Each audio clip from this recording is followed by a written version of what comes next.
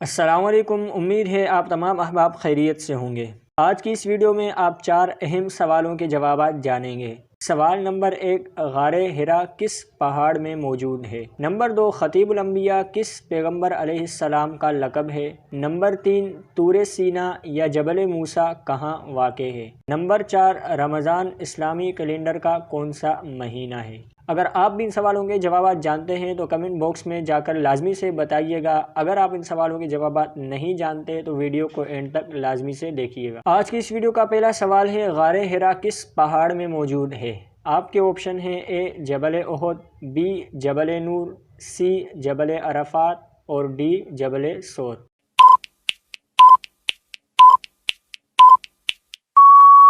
تو اس کا صحیح جواب ہے بی یعنی جبل نور میں غار حرا واقع ہے۔ آج کی اس ویڈیو کا دوسرا سوال ہے، خطیب الانبیاء کس پیغمبر علیہ السلام کا لقب ہے؟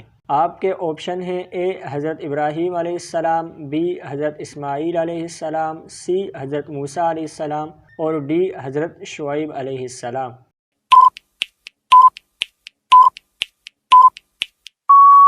تو اس کا صحیح جواب ہے ڈی یعنی خطیب الانبیاء حضرت شعیب علیہ السلام کا لقب ہے۔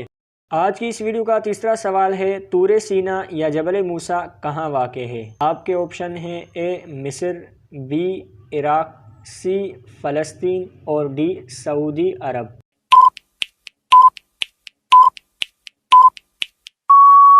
تو اس کا صحیح جواب ہے اے یعنی مصر میں جبل موسیٰ واقع ہے۔ آج کی اس ویڈیو کا چوتھا اور آخری سوال ہے، رمضان اسلامی کیلنڈر کا کون سا مہینہ ہے؟ اگر آپ اس سوال کا جواب جانتے ہیں تو کمنٹ باکس میں لازمی سے بتائیے گا۔ آپ کے آپشن ہیں، اے 7واں، بی 8واں، سی 9واں اور ڈی 10واں۔